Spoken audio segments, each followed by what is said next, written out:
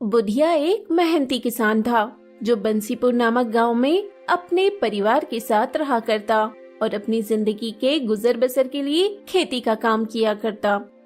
बात एक रोज की है जब बुधिया अपने खेत की सफाई कर रहा होता है। तभी अपने खेतों के किनारे पेड़ की छांव में बैठे बिरजू और सरजू की नजर बुधिया पर पड़ती है। बहुत जान है इस बुधिया में बिरजू। देख तो जरा कैसे कड़ी धूप में घास उखाड़कर खेत की सफाई करने में लगा है ये बुधिया। अरे ये तो कोल्हू का बैल है ना, न दिन देखता है न रात, और काम पर काम करता रहता है। इसका बस चले तो खेत भी बैलों की जगह खुद ही जोते। तभी तो गांव में सबसे ज्यादा फसल की पैदावार इसी के खेतों में होती है हमेशा।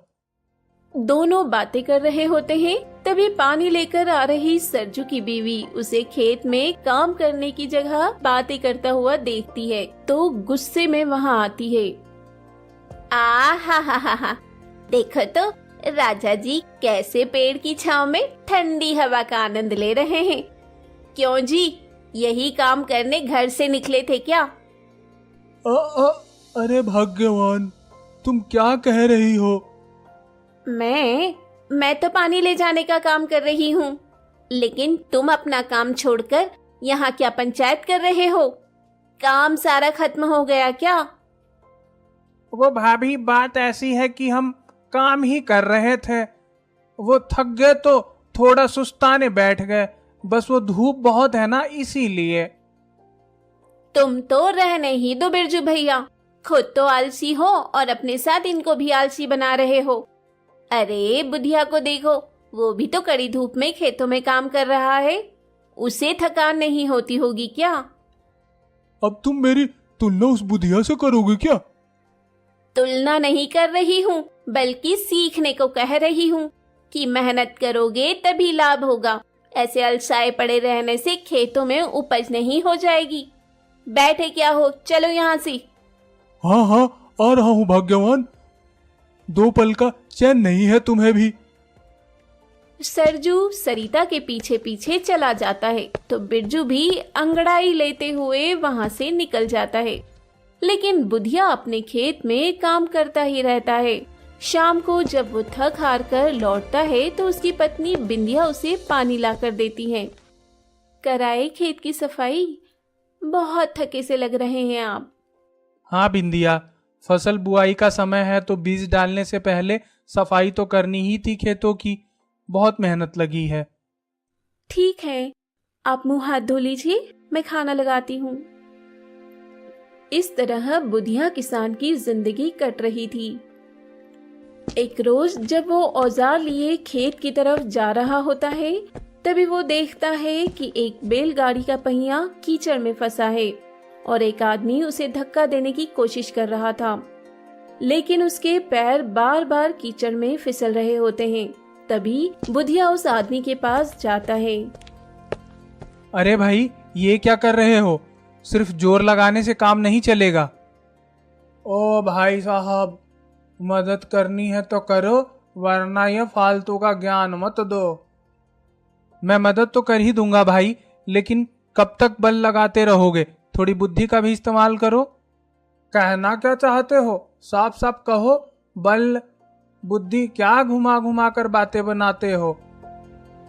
भाई, कीचड़ में चप्पल पहनकर बैलगाड़ी को धकेलते रहोगे तो कितना भी जोर लगा लो, गाड़ी टस से मस नहीं होने वाली। इसलिए चप्पल उतार कर धक्का लगाओ। इससे तुम फिसलोगे नहीं और स्थिर होकर धक्का भी ठीक से लगा पाओगे। अच्छा, ऐसी बात है क्या? ठीक है, एक बार चप्पल उतार कर ही धक्का लगा कर देख लेता हूँ। बुधिया की बात मानकर वो आदमी अपनी चप्पल साइड में उतार देता है और बुधिया भी उस आदमी के साथ बैलगाड़ी को धक्का मारने लगता है। अब चप्पल उतारने के बाद आदमी के पैर स्थिर हो जाते हैं, जिससे वो और बुधिया पूरी तरह बैलगाड़ी को धक्का देते हैं, जिससे बैलगाड़ी थोड़ी आगे बढ़ती है और कीचड़ से बाहर निकल जाती है। ये देखकर आदमी बड़ा हैरान रह जाता है। अरे वाह, बैलगाड़ी तो सच में निकल गई। बहुत बहुत धन्यवाद भाई साहब, मानना पड़ेगा। आप तो बहुत ही बुद्धिमान हो। आप नहीं होते तो सच में मैं धक्का लगाता ही रह जाता। ठीक है भाई, अब तुम अपनी चप्पल पहन लो, मैं भी चलता हूँ। बुधिया की बुद्धिमानी से उस आदमी की बैलगाड़ी कीचड़ से बाहर आ जाती है। दूसरी तरफ सरजू अब तक अपने घर में गहरी नींद में सोया होता है। तभी उसकी पत्नी सरिता उसके ऊपर पानी डालकर उसे जगाती है। अरे, सूरज सर पर चढ़ गया है, समय का कोई अंदाजा नहीं रहता है क्या तुम्हें? अरे पूरा नहला ही दिया तुमने तो भाग्यवान।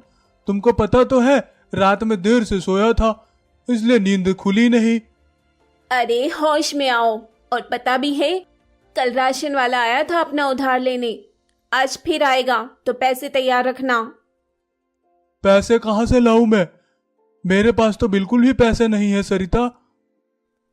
हाँ तो मैं क्या करूं? देखो जी, अगले महीने त्योहार आ रहे हैं और इस बार मैं तुम्हारी एक भी मजबूरी नहीं सुनूंगी। मुझे नई साड़ी चाहिए तो मतलब चाहिए। और हाँ, शाम को राशन वाला आएगा तो ध्यान रखना। इतना कहकर सरिता बाहर चली जाती है तो सरजू अपना सर खुजाते हुए कहता है, हे भगवान, जेब में तो एक फूटी कौड़ी नहीं है, राशन वाले को कहाँ से दूंगा पैसे? कुछ तो जुगाड़ करना होगा। एक काम करता हूँ, बुधिया से मांग लेता हूँ, वो तो भोला भाला है, मेरी मदद कर ही देगा। सरजू तैयार होकर खेत में जाता है जहाँ बुधिया अपने खेत में बीज बुआई कर रहा था। तभी सरजू उसके पास आकर कहता है, अरे बुधिया, जरा बात तो सुनो मेरी। हाँ कहो सरजू, क्या बात है? बात यह है कि मुझे कुछ पैसों की जरूरत है, अगर तुम दे देते तो अच्छा होता। माफ करना सरजू, पैसे तो कल ही मैंने बीज खरीदने में लगा दिए। तुम कल कहते तो दे भी सकता था, लेकिन अब मुश्किल है। कैसी बात कर रहे हो बुधिया? इतनी मेहनत करते हो, तुम्हारे पास भी पैसे नहीं है तो किसके पास होंगे?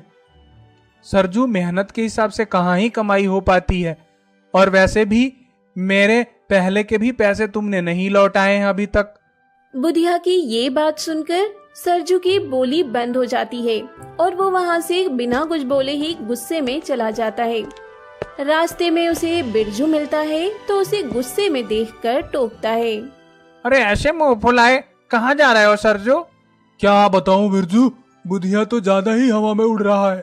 थोड़े पैसों की मदद करने के लिए क्या कहा, उसने साफ मना कर दिया। क्या तो सही रहा है तू। इस बुधिया को ना जाने किस बात का घमंड है। इसका घमंड तो हमें चूर चूर करना ही होगा। क्या कहते हो बिरजू? बिरजू उसकी तरफ देखकर मुस्कुराता है। रात के समय बिरजू और सरजू बुधिया को तंग करने के लिए गोबर इकट्ठा करते हैं। ओहो, इसमें तो बड़ी बदबू आ रही है बिरजू। हाँ तो ये गोबर है, खुशबू तो आने से रही, बदबू ही आएगी। इतने गोबर का हम क्या करेंगे? ये सारा गोबर जाकर उस बुधिया के खेत में फेंक आएंगे, जिससे उसका खेत कम और तबेला ज्यादा लगेगा। इस तरह उसके खेत पर बहुत सारा गोबर लाकर फेंक देते हैं। अगली सुबह जब बुधिया खेत में आता है तो अपने खेत में गोबर का भंडार देखकर हैरान रह जाता है। ये मेरे खेत में इतना गोबर कहाँ से आ गया? इतना सारा गोबर खेत में, अरे अरे अरे अरे, अब इसको कैसे निकालोगे बुधिया? थोड़ा बहुत गोबर तो मैं निकाल ही लूंगा, बाकी का खेत में खाद के काम आएगा। बढ़िया है जिसने भी मेरे खेत में गोबर डाला, लगता है वो मेरा कोई शुभचिंतक है। देखो, मेरे लिए खाद और गोबर के उपलों का इंतजाम कर गया। इतना कहकर बुधिया अपने काम पर लग जाता है। वो इतना गोबर देखकर अपनी बुद्धि का इस्तेमाल कर गोबर को काम में लाने की सोच लेता है। तो वहीं बिरजू और सरजू ने जैसा सोचा था वैसा कुछ भी नहीं होता। अरे, हमने तो इस बुधिया का भला कर दिया सरजू। हाँ, लग तो कुछ ऐसा ही रहा है। कोई बात नहीं, हम इसका नुकसान करवाए बिना चैन से नहीं बैठेंगे। बुधिया को इस बात की भनक तो नहीं थी कि सरजू और बिरजू ये हरकत कर रहे हैं। बस वो बुद्धिमानी से अपने खेत को सुरक्षित रख रहा था। कुछ समय बाद बुधिया के खेत में फसल उगना शुरू हो जाती है। तो एक रोज अपने खेतों में पानी डालने की जगह सरजू बुधिया के खेत में पानी छोड़ देता है। तभी वहाँ बुधिया आ जाता है। ये मेरे खेत में पानी किसने छोड़ा? माफ करना बुधिया, नींद में था तो पता नहीं चला कि पानी तुम्हारे खेत में डाल रहा हूँ या अपने खेत में। कोई बात नहीं, गलती तो सबसे हो जाती है, लेकिन मैं तुम्हारी इस गलती को सुधार देता हूँ। बुधिया अपना फावड़ा लाता है और अपने और सरजू के खेत की मेड़ को बीच से तोड़कर पानी जाने के लिए रास्ता बना देता है, जिससे बुधिया के खेत का सारा पानी सरजू के खेत में चला जाता है। बुधिया की ये बुद्धिमानी देखकर तो सरजू का सर ही चकरा जाता है। इस तरह बुधिया अपनी बुद्धिमानी से काम लेकर अपने खेत में खेती करता है।